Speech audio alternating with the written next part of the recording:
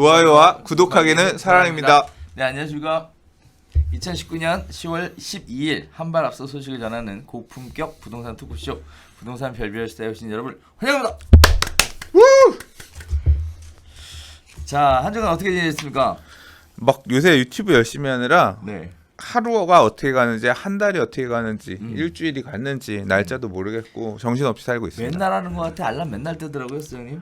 막 요새 월요일 날은 네. 이제 별별 수다 온 거 막 3개, 막 월요일 날은 업로드 4개, 네. 어제도 2개 네. 이런 식으로 아, 그래요? 예, 열심히 하고 있습니다.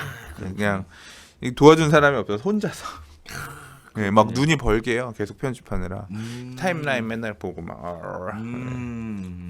그래서 효과가 좀 나오고 있나요? 아, 이게 안 하다가 했을 때는 살짝 올라가는 게 보이더니 지금 이제 한계치에 달하는 그래서 이게 탁 다음 거 넘어서고 이렇게 계속 가주는 맛이 있어야 되는데 네. 다시 이제 한계에 봉착해서 네. 어떻게 이 한계를 뚫어낼까.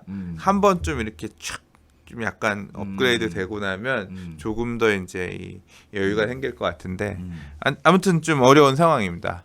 도와주십시오. 도와주십시오. 그렇군요. 네. 네. 알겠습니다. 자, 한 주간 부동산 소식을 다루는 부동산 별뷰 이슈 지금부터 시작해 보도록 하겠습니다. 부동산 자금 출처에 대한 집중 조사, 강남 4구 마용성 정밀 조사 타깃으로 삼아서 집중 조사 한다고 합니다. 자, 일단 부동산도 사실 뭐 조사의 단계를 넘어서 수사의 단계로 진입하는 모습인가 아닌가라는 생각이 들 정도로 지금 정부의 합동조사 대책이 굉장히 정밀하게 파고 들어가고 있다는 소식인데요. 자, 일단 매수자가 신고한 자금 조달 계획 중 정상적 자금 조달로 보기 어려울 정도의 차입금이 많이 낀 거래에 대해서 조사하겠다. 미성년자가 수억 원 아파트를 산 경우 조사하겠다. 가족 간 대출 의심 거래에 대해서 조사하겠다. 업다운 허위 계약 의심 거래에 대해서 조사하겠다. 편법 증여 의심 거래에 대해서 조사하겠다. 라고 하는데 일단 조사 방식은 그렇습니다. 자금 조달 내역과 대출 증빙 자료, 통장 사본 및 입출금표, 현금 조성 증명 자료 등 소명 자료를 요구하겠다. 그리고 소명 자료가 불분명한 경우 추가 소명, 출석 조사를 통해 불법 행위 유무를 철저히 확인하겠다라는 얘기가 지금 시장에 퍼져 나오고 있습니다. 거기에 따라서 이미 지금 레이더에 잡힌 거는 뭐 잠실, 반포, 삼성동, 개포동 등 다양한 지역의 부동산 중개업소가 다시 개점 휴업 상태로 문을 닫고 있는 상황에 돌입한 상황입니다. 자, 지금 이게 현재 정부의 합동 단속에 따른 시장의 움직임인데요. 자, 일단 많은 분들이 이러한 질문들을 생각들을 하고 계시는 것 같습니다. 합동조사를 통해 부동산 거래를 하지 못하도록 시장에 다시 위협을 하려는 목적이다. 이를 통해 부동산 중개업소는 문을 닫게 되고 부동산 거래도 위축될 것이다. 나아가서 부동산 시장 안정화에 도움이 될 것이다. 라는 얘기가 있었고요. 또 하나는 합동조사가 처음 이루어지는 것도 아니고 이미 수차례 진행되었으며 비록 합동조사를 한다고 해도 합법적으로 매수할 사람은 충분히 많다. 현재는 숨고르기 중일 뿐이다. 라는 얘기가 팽팽하게 대립하고 있는 것 같습니다. 자, 수장님 보시기에 일단 중개업소가 문 닫고 이렇게 간다라고 하면 거래에 위축이 될까요, 진짜? 뭐 이거 새삼스럽게 맨날 봤잖아. 부동산 규제하면 일단 단속부터 나가는 거. 그러니까요. 예, 뭐 지금 뭐 이게 이번 정부 들어서 이게 지금 벌써 몇 번째예요. 그러니까 예, 엄청 반복되는 이번 정부뿐만 아니에요. 예전에도 항상 뭐 있으면 일단 중개업소 단속부터 나가고 그다음에 거래한 것들 돌이켜보면서 불법 있었는지 없었는지 따져본다라고 해서 조사들 했던 거의 반복입니다. 부동산 가격 불안해지는 것 같으니까 11대책에서 첫머리에 언급했던 게 이 내용이잖아요. 그렇죠. 사실 우리는 분양가 상한제 얘기만 했지만 네네. 실제는 이거 하겠다. 그렇죠. 이상한 거 많다. 이제 흠집을 내는 거지. 거래가 지금 이 거래된 것들이 비정상 거래들이기 때문에 시장이 미정상인 것이다 라는 식의 흠집을 내고자 하는 목적도 좀 있지 않을까? 위협이잖아요. 위협. 협박도 좀 되는 그죠. 거고. 그래서 또 결과적으로 보면 이게 항상 이런 게 나오면 네. 반응은 해. 반응하죠. 반응은 해. 일단 부동산 중개업소들 문 닫고 문 안 열고 매수자들도 야 괜히 지금 샀다가 세무조사 나오는 거 아니냐 움츠리고 또 이번에 특별하게 딱 찍어서 니들 8곳은 안 돼. 강남 4구, 강남 서초 송파, 강동 그리고 마포 용산 성동 그렇죠. 거기에 서대문까지 8개 구 사봐라. 거기 정밀조사 하겠다라고 하니까 누가 또 그러더라고요. 이제 일단 이 지역은 타겟으로 딱 정했으니까 쫄릴 거 아니에요. 근데 또 이제 한편으로는 누가 그러더라고. 아, 여기 빼고 사시라는 소리가 아닐까요? 뭐야 이거? 그러니까 다른 지역들은 그럼 좀 느슨하다는 거야? 정 반대 아니에요? 그러면? 원래 이렇게 지역명 이렇게 언급해주고 여기 조사하겠다 그러면 가격 올라갈 것 같으니까 일로 들어가야 되는 거 아니에요? 몰라. 아무튼 일단 부동산 사장님들은 신경 쓰이니까 또 단속 나온다고 하고 되게 빡세게 하겠다라고 하면 무섭지. 그렇죠. 근데 이게 앞으로 단속 나간다라기보다는 기존에 거래했던 것들 보겠다는 거잖아요. 네. 거래했던 것들 보겠다는 거고 앞으로 거래하는 내용들도 철저하게 보겠다라고 했으니까 뭐 당분간 거래하는 내용들은 좀 약간 좀 흔히 뭐가 있다라고 그러죠? 좀 야로가 있다. 아이 죄송합니다. 이 표현을 모르겠어. 그러니까 이런 그런 약간 좀 이런 분들은 선뜻 사고 싶은데 이게 뭐 부모님한테 몰래 받은 돈인데 나 이걸로 샀다가 걸리는 거 아니야? 이런 분들은 에이 그냥 말자.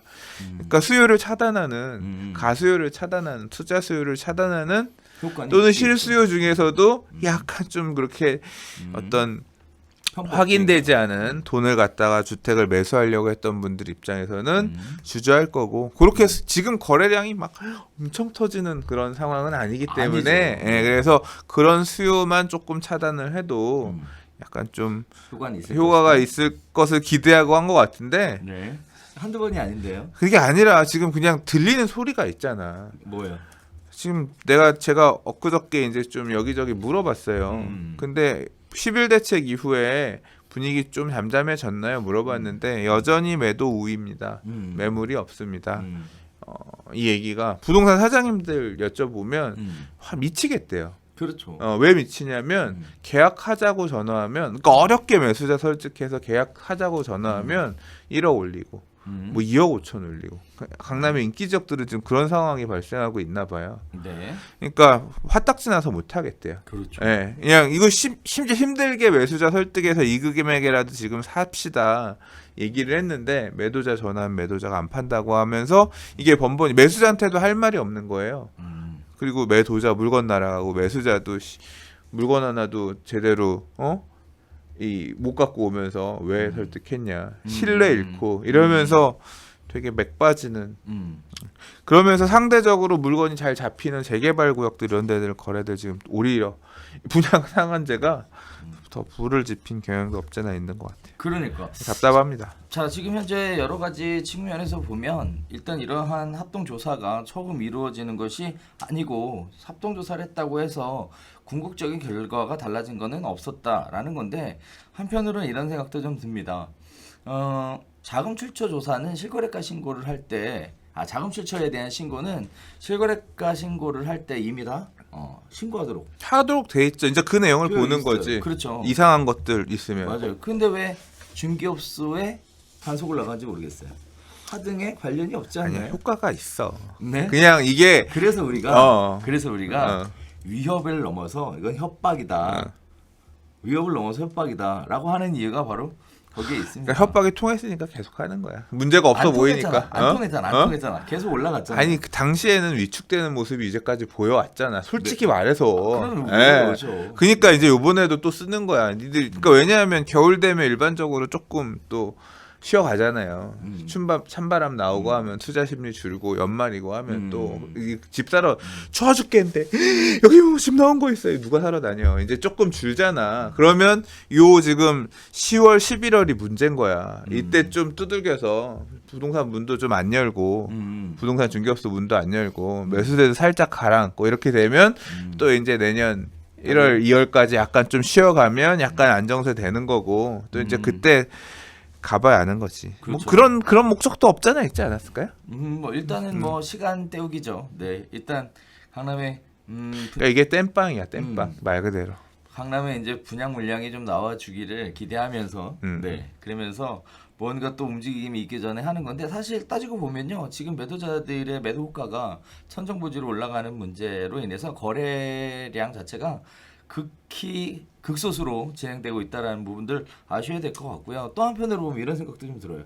실거래가 신고 얘기 나왔으니까 말인데 60일 내에 신고가 되니까 그나마 이 모양이지. 30일 내에 신고가 되면 바로바로 신고가 갱신 바로바로 뜰 거 아니에요. 그럼 가격 오히려 더 올라갈 것 같아요. 그러니까 이런 상승장에서는 네. 매도인들, 그러니까 상승장 하에서는 음. 소유자들은 실거래가 왜 일주일이면 되지 30일, 그렇죠. 60일씩 이 얘기를 하고 있는 거고 상승장에서는 이게 어떻게 보면 더 불안 요소로 작동할 건데 그러니까 역행하는 것 같아요. 근데 지금. 일단은 그거 다 결론 났잖아요. 하는 걸로. 하는 건 맞죠. 하는 됐기 때문에 지금 이제 시행 시점만 기다리면 되는 상황인 시행해요. 거예요. 지금 2월 21일 날. 그러니까 네. 2월 달부터 네. 시행하는 거니까. 네. 자, 그래서 지금 현재 이런 상황이 내년 2월까지도 지속이 된다 그러면 매도자들의 매도 호가를 부르는 상태는 지금보다 더 심해졌지 덜 심해지진 않을 것 같습니다. 오히려 실거래가 신고를 하되 공개하는 기간을 좀 늦추든지 하는 좀 어떤 센스 있는 정책의 운영 이런 것도 좀 필요하지 않을까 싶은데 그거는 말이 안 되는 거 아니야? 아니 공개를 하란 얘기는 그만큼 정보를 투명하게 오픈하자라는 뜻에서 출발하는 건데 가격이 불안해질 수 있으니 오픈은 늦게 하자. 정부만 알고 있고 진짜 세상이 거꾸로 가는 거다 그거. 자, 그래서 이러한 역효과가 있음을 뻔히 알면서도 많은 분들이 투명한 정보 공개를 요구하기 때문에 계속 오픈을 하고 있는 상황이고 거기에 따른 역효과로 지속적으로 가격은 올라가고 있는 상황이고 또 시장의 매물은 나오지 않는 그런 상황이 벌어지고 있습니다. 어쨌든 매도자 우위 시장인 상황에서 실거래가 신고가 공개되는 것 자체가 굉장히 좀 시장의 어려움을 더 가중시킬 수 있는 부분이다라는 것도 다른 반대편 측에서 생각해 볼 만한 내용인 것 같습니다. 자, 일단 이렇게 한다고 해서 안정화가 될 것 같아요. 그러면 잠시 미루는 거죠? 왜 대답을 안 해요? 생각 중. 점점점. 네. 저는 아무런 생각이 없습니다. 네. 왜냐하면 아무 생각이 없기 때문입니다. 자, 어쨌든 마지막으로 하나 정리 드리자면 합동조사 본격적으로 시작한 것으로 보여지고 있습니다. 지금 여러 가지 들리는 소문에 의하면 대출 받은 거, 사업자 대출 받으셨던 분들이 이제 사업자를 대출을 받아놓고 정리한 경우 즉각 금융권에서 연락이 와서 즉시 상환해라라는 통보들도 이루어지고 있는 상황이고요. 그 외에도 편법으로 증여한 형태의 거래건들에 대해서 실제 사실 불법은 아니거든요, 이 부분은. 그런데 합법적으로 만들어 주신 분들도 있고 불법적으로 진행하신 분들도 있을 거예요. 증여세를 회피하기 위해서. 어쨌든 그런 부분들에 대해 구체적인 자료 증명이라는 것을 갖춰놓지 않으신 분들이라면 말 그대로 합법적인 증여가 아니고 진짜 말 그대로 편법적으로 증여한 케이스에는 좀 긴장을 좀 하셔야 되고 앞으로는 매수하실 때 작은 이 조달 그 내역서 쓰잖아요. 실거래 쓰죠. 신고할 때 이렇게 해서 넣어달라고 해서 쓸 거 아니에요. 네. 그냥 아예 그냥 증빙 서류를 무조건 아까 얘기한 8개 구뿐만 아니라 서울 안에 가격이 내가 좀 비싸게 사는 것 같은데 더럽네. 막 이렇게 기분 좀 불쾌하게 올라가는 물건 사시는 분들은 조사 나올 수 있겠구나 생각하시고 미리미리 자료 소명해놓고 자료 일단 세팅해놓고 그렇게 매수하시는 게 나중에 이거 뒤적거려서 찾으려고 하면 네네. 그것도 찾는 것도 일이야. 통장이랑 이런 것들 그냥 아예 그냥 복사해서 다 준비해놓고 소명을 하고 연락 오면 그냥 보내게끔 미리미리 준비되게끔 그러는 게 맞을 것 같다는 생각도 드네요. 맞아요. 그래서 서류 준비 미리미리 해두시는 게 좋겠고요. 그다음에 또 아까 잠깐 말씀드렸던 가족 간의 증여, 여기서는 지금 편법 증여라고 얘기하는데 일단 가족 간의 증여 같은 경우에 여러분이 아셔야 될 것 중에 하나는 일단 부모가 자식한테 돈을 합법적으로 빌려줄 수 있죠. 그러려면 부모 자식 간에도 반드시 차용증이 있어야 되고요. 거기에 따라서 법정 이자를 상회하는 매월 이자 납부가 진행이 되어야 되고 이러한 기간이 10년 이상 지속이 되어야 법적으로 정상적인 자금 금전 소비 대차에 대한 계약이다라고 보니까 증여를 편법으로 하실 생각 하지 마시고 진짜로 그렇게 이루어질 수 있게끔 준비해 놓으시는 생각이 좀 필요할 것 같습니다. 네. 듣기만 해도 머리 아프다. 아유, 네. 10억 아파트 복비가 2천만 원이다. 고가의 부동산 중개 수수료에 대한 소비자 불만이 다시 높아지고 있는 상황입니다. 9.13 대책 이후 주택 거래가 사실상 끊기면서 한동안 논란도 사라졌다가 최근 집값이 고개를 들자 다시 중개 보수에 관련된 내용이 불거지고 있는 셈입니다.